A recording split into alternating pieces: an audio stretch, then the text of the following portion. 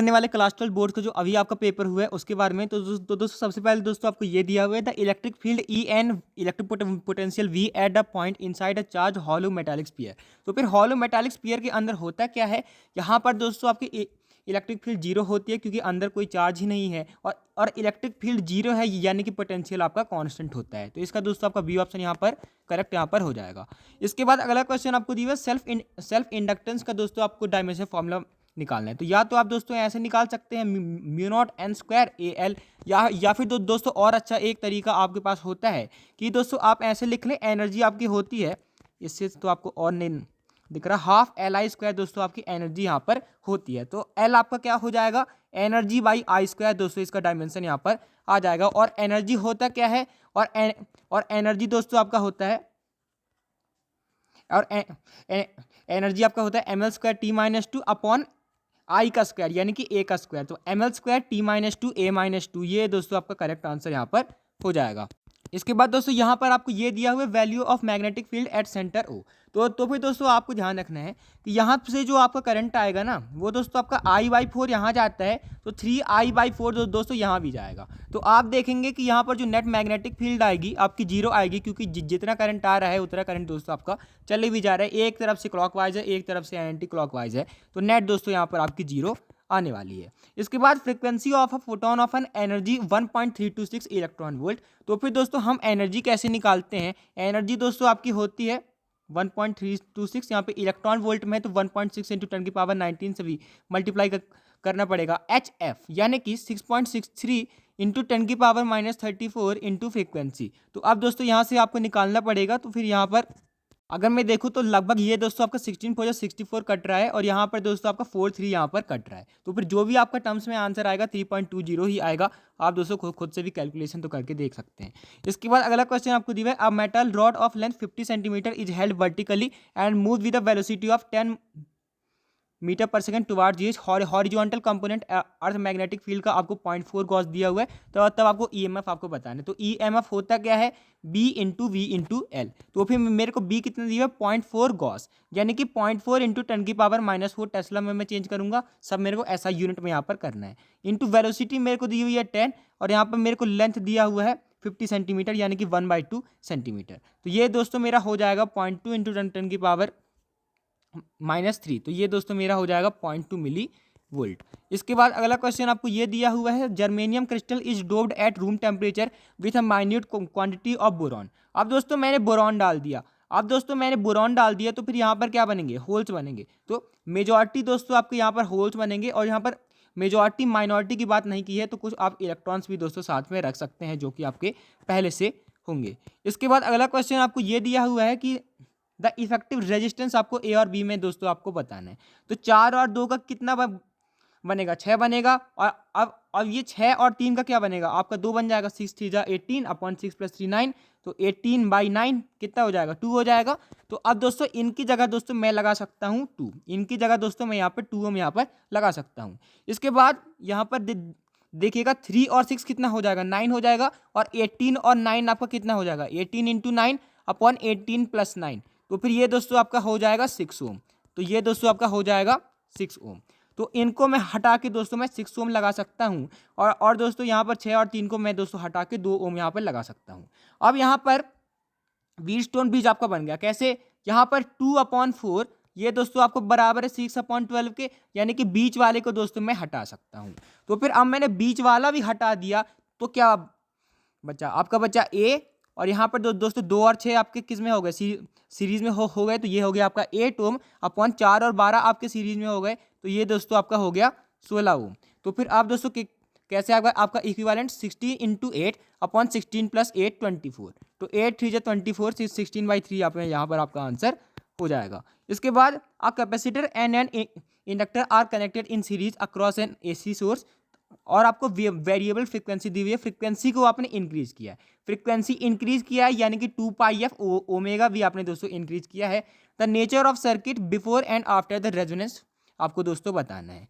तो फिर अगर मैं दोस्तों ग्राफ बनाता हूँ आई और ओमेगा का, तो यहाँ पर आपका कैसे बनता है, यहाँ पर आपका ऐसे ग्राफ बनता है कि यहाँ पर आपका मैक्सिमम यहाँ पर आ जाता है। अगर मैं बिफोर की बात करूँगा तो फिर आपका आई जो है ओमेगा के साथ बढ़ रहा है, आई ओमेगा के साथ बढ़ रहा है और आई आपका इनवर्सली प्रोपोर्शनल टू रेजिस्टेंस आपका होता है, यानी कि I inversely proportional to resistance है और I directly proportional to omega है। तो यहाँ पर ये सिर्फ आपके कैपेसिटर में ही यहाँ पर हो सकता है कि जो आपका रेजिस्टेंस है इनवर्सली प्रोपोर्शनल टू ओमेगा यहाँ पर हो, क्योंकि R inversely proportional to current और current directly proportional to omega. तो R inversely proportional to omega और आर होता है 1/ओमेगा सी किसमें, कैपेसिटर में। तो यहाँ पर आप तो दोस्तों बहुत पहले से पढ़ के आते हैं कि यहाँ पर ये हर एग्जाम में आपका ये पूछा जाता है कि लेफ्ट साइड में आपका क्या होता है, यहाँ पर फ्रिक्वेंसी बढ़ाने से करंट बढ़ता है, यानी कि ये मेरा कैपेसिटिव होता है। इसके बाद फ्रिक्वेंसी घटाने से, मतलब इसके बाद फ्रिक्वेंसी बढ़ाने से करंट घटता है, तो यहाँ पर दोस्तों मेरा यहाँ पर इंडक्टिव यहाँ पर सर्किट होता है। तो पहले आपका कैपेसिटिव होता है, उसके बाद इंडक्टिव यहाँ पर हो जाता है। तो उतना भी टफ क्वेश्चन ये आपका नहीं था। इसके बाद the current takes to decrease from its maximum to zero. तो फिर I naught cos 100 pi t आपको दिया हुआ है। अगर इसको मेरे को जीरो करना है ना तो मेरे पास कॉस 90 जीरो होता है। तो हाँ 100 पाई टी को मेरे को 90 डिग्री यानी कि पाई/2 यहाँ पर बनाना पड़ेगा। तो यहाँ पर टी दोस्तों आपका हो जाएगा 1/200 सेकंड्स, क्योंकि मेरे को कॉस 90 बनाना है, तभी ये जो है आपका करंट जीरो यहाँ पर हो जाएगा। इसके बाद अगला क्वेश्चन आपको ये दिया हुआ है, दो आपको न्यूक्लियाई दिए हुए हैं ए और बी, और यहाँ पर उसका 27 और 64 यहाँ पर आपको दिया हुआ है। तो आपको R A by R B दोस्तों यहाँ पर बताना है। तो R A by R B आपका क्या होता है, ये तो हमने अपने वो जो टॉप क्वेश्चन थे उनमें भी बात की थी। ये क्या होता है, ये होता है आर नॉट या फिर ए नॉट ए की पावर 1/3, ए की पावर 1/3। तो फिर आप जानते हैं कि जो रेडियस है वो इनवर्सली प्रोपोर्शनल टू ए की पावर 1/3 है। तो R A by R B is equal to 27/64 की पावर 1/3, और 27 की पावर 1/3 क्या होगा, यहाँ पर 27 को मैं 3 क्यूब लिख सकता हूँ और 64 को मैं 4 क्यूब यहाँ पर लिख सकता हूँ। इसकी पावर 1/3 यानी कि 3/4 यहाँ पर हो जाएगा। इसके बाद अगला क्वेश्चन आपको दिया हुआ है, आइसोटोन्स आर न्यूक्लाइड्स हैविंग। तो आइसोटोन क्या होते हैं, आइसोटोप नहीं है, ये आइसोटोन है। तो यहाँ पर आपका न्यूट्रॉन का नंबर यहाँ पर सेम रहता है, लेकिन एटॉमिक नंबर आपका डिफरेंट हो जाता है। इसके बाद आप PN junction is in forward bias. तो फिर फॉरवर्ड बायस है, तो ये तो आपका पिछले साल से ही उठ के आ गया। तो फिर यहाँ पर डिप्लेशन लेयर मेरी बढ़ती है और यहाँ पर पोटेंशियल बैरियर हाइट भी मेरा यहाँ पर बढ़ता है।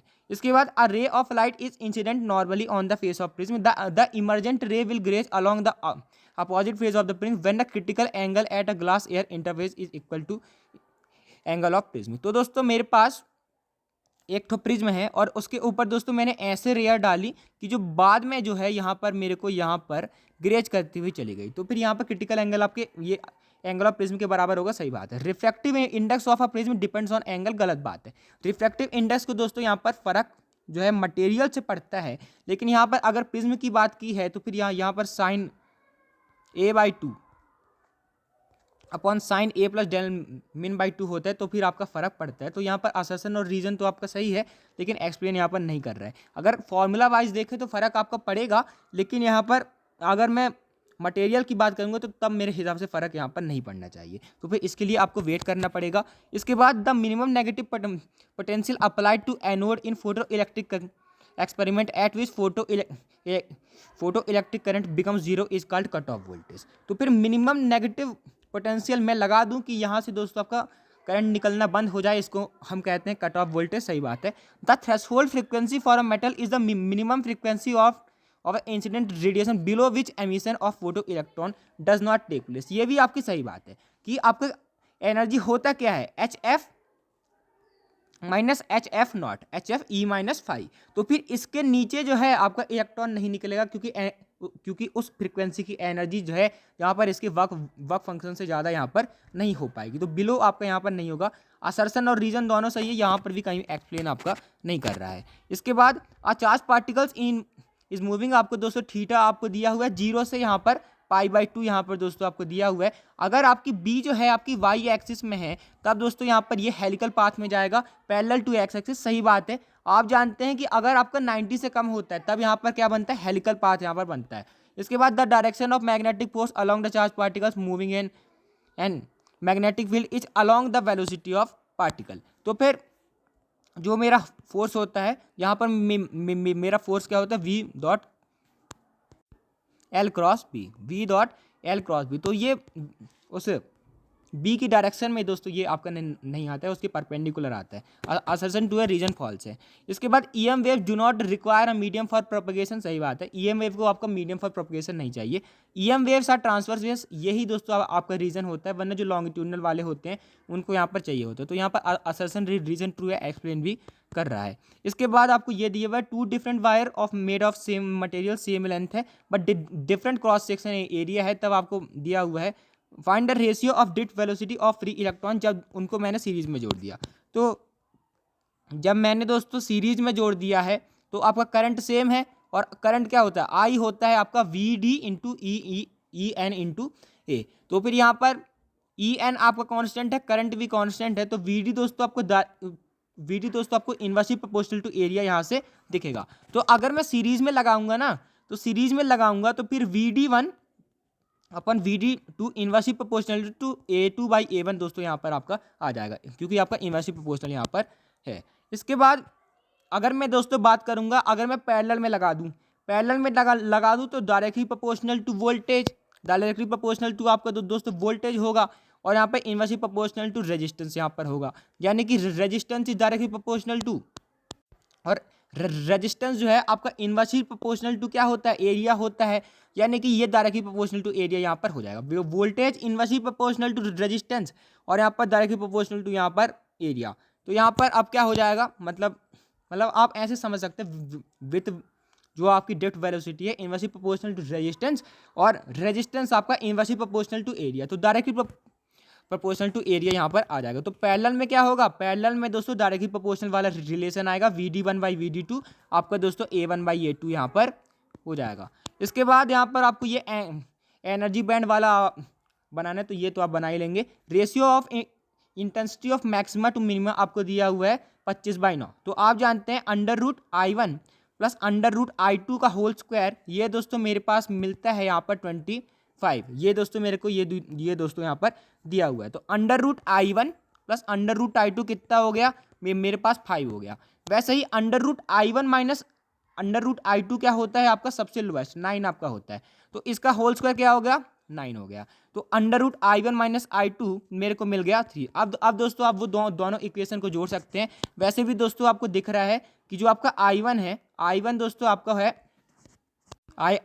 आई वन दोस्तों आपको डायरेक्ट यहाँ पर 16 दिख रहा है, और 16 में दोस्तों एक जोड़ने पे आप, और अंडर रूट 16 में एक जोड़ने पे आपको यहाँ पर दिख रहा है। तो आई वन में मेरे पास क्या है, आई वन में मेरे पास 16 है, और आई टू मेरे पास यहाँ पर 1 है। तो under root 16 minus under root 1 यहाँ पर आपको मिल रहा है मिनिमम 3, और under root 16 plus under root 1 आपको मिल रहा है 5। तो ये दोस्तों आपको यहाँ पर दिया हुआ है। इसके बाद अगला क्वेश्चन आपको दिया हुआ है, एक कॉन्वेक्स लेंस है, फोकल लेंथ 10 सेंटीमीटर है, कॉन्केव लेंस है, फोकल लेंथ 15 सेंटीमीटर है, थर्ड लेंस है, उसको दोस्तों आपने यहाँ पर डाल दिया है। इसके बाद if the focal length of the combination आपको दोस्तों 12 सेंटीमीटर दिया हुआ है, आपको नेचर ऑफ फोकल लेंथ यहाँ पर आपको बतानी है, और यहाँ पर दोस्तों थिक लेंथ से फर्क पड़ता है।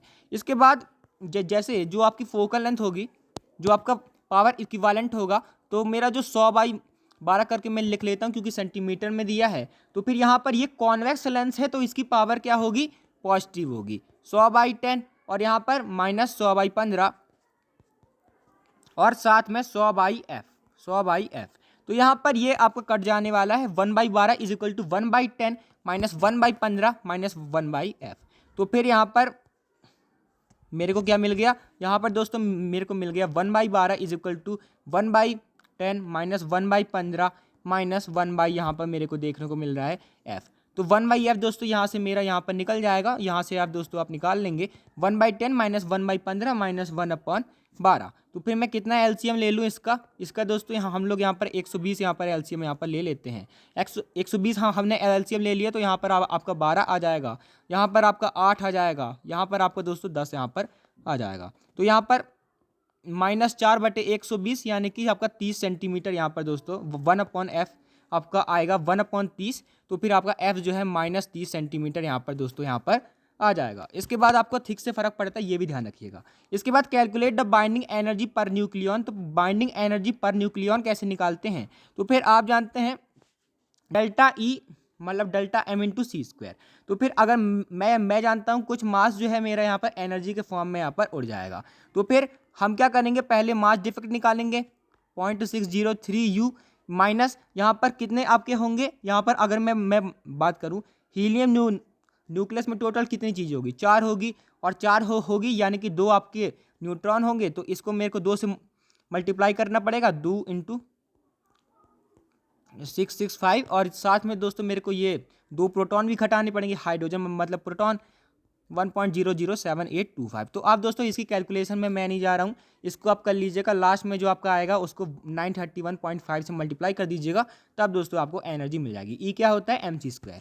इसके बाद यहाँ पर आपको ये दिया हुआ है, तो फिर ये तो आपका बहुत स्टैंडर्ड रिजल्ट आपका होता है कि आपका जो रेडियस होता है, रेडियस जो आपका होता है क्या होता है, h/√μ² - 1, ये दोस्तों आपका होता है। और यहाँ पर आप एन भी लिख सकते हैं, आपको r/h का रेशियो पूछ लिया, तो ये क्या हो जाएगा r, तो म्यू एन एक ही बात है, √1/n² - 1, तो ये दोस्तों आपका ए ऑप्शन यहाँ पर हो जाएगा। इसके बाद अगला क्वेश्चन आपको ये दिया हुआ है कि a parallel beam of light is incident on face of the prism with reflecting angle 60 degree, angle of minimum deviation आपको 30 डिग्री दिया हुआ है, तो आपको रिफ्लेक्टिव इंडेक्स यहाँ पर आपको बताना है।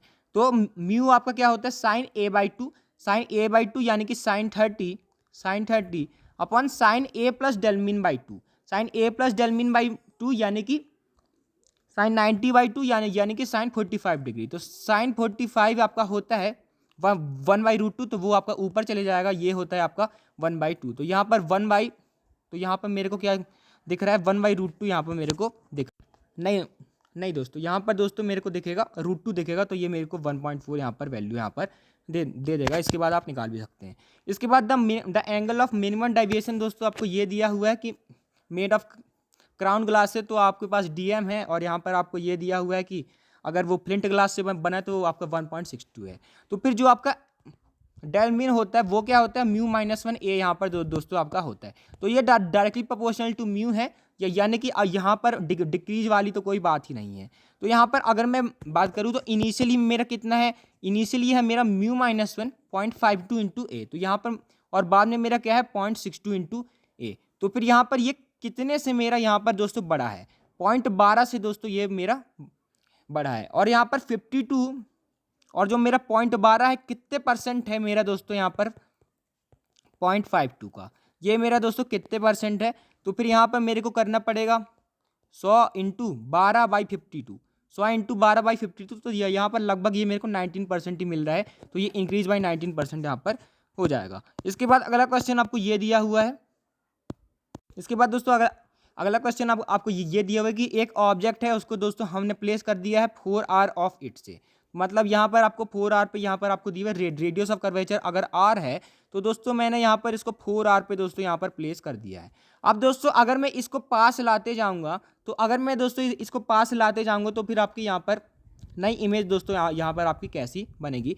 तो ये तो दोस्तों आप खुद भी कर सकते हैं कि यहाँ पर दोस्तों आप ऐसे देखेंगे, तो फिर यहाँ पर आपको देखने को मिलेगा कि जब आप बिल्कुल आगे आ जाएंगे, तब दोस्तों आपको वर्चुअल यहाँ पर मिलेगी, लेकिन पहले दोस्तों आपको रियल यहाँ पर मिलने वाली है। इसके बाद अगला क्वेश्चन आपको दिया है a double convex lens made up of graph of refractive index 1.5, focal length इसकी ये है, तो आपको रेडियस ऑफ कर्वेचर बताना है।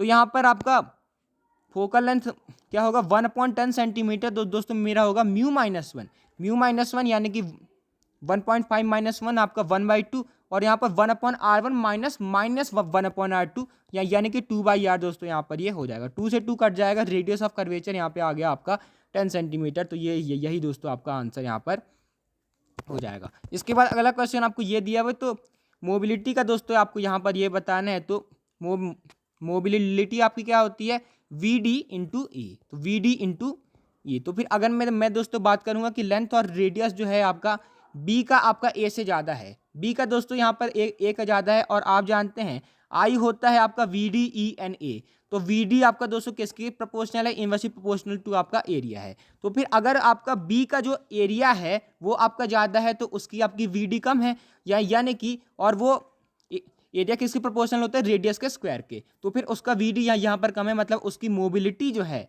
उसकी मोबिलिटी जो क्या है मेरी, उसकी मोबिलिटी जो है दोस्तों मेरी यहाँ पर मेरे को कम यहाँ पर दिख रही है, लेकिन एरिया का भी आपका फैक्टर है। तो फिर यहाँ पर दोस्तों आपको 4 नहीं देखने को मिलेगा, 2 दोस्तों आपको यहाँ पर देखने को मिलने वाला है। मतलब आपको वहाँ पर लेंथ का भी फैक्टर है। इसके बाद अगला क्वेश्चन आपको दिया हुआ है कंडक्टिविटी ऑफ द मटेरियल, आपको बताना है कि आपको 0.5 यहाँ पर आपको 2 दिया हो, तो V is equal to I, या रेजिस्टेंस मैं निकाल लूँ तो 2 is equal to 1.5 into R, तो 2/1.5 यानी कि आपको 4/3 का यहाँ पर आपको रेजिस्टेंस यहाँ पर मिल गया है। ये होता है आपका रो L बाई ए, और यहाँ पर रेजिस्टिविटी को मैं 1/सिग्मा लिख सकता हूँ L 0.5 इंटू 10⁻⁻7, तो फिर सिग्मा को मैं लिख सकता हूँ 3/4 इंटू 0.5 इंटू 10⁻⁻7। तो फिर यहाँ पर दोस्तों इसको 3/4 को मैं 0.75 लिख सकता हूँ, उसको 5 से मल्टीप्लाई करेंगे तो 3.75 आपका आ जाएगा। इसके बाद यहाँ पर अगर आपको 8.5% बढ़ाना है, तो अगर मेरे पास पहले आर है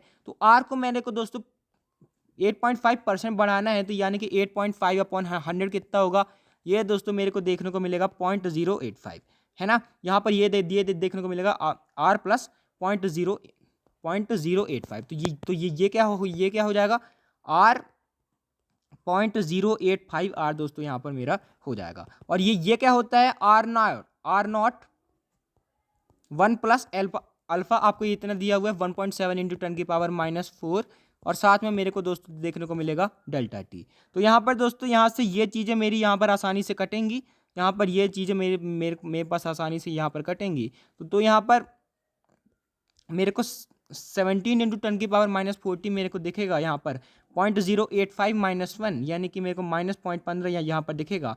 और दोस्तों फिर उसके बाद आप यहाँ पर निकाल लीजिएगा, जो आपका आंसर आएगा कमेंट कर दीजिएगा। इसके बाद अगला क्वेश्चन आपको ये दिया हुआ है, तो यहाँ पर नेम द कंट्रीब्यूशन, तो रेजिस्टिविटी आपकी टेम्परेचर के साथ बढ़ती है क्यों, तो रेजिस्टिविटी क्या होती है m/n² टाउ।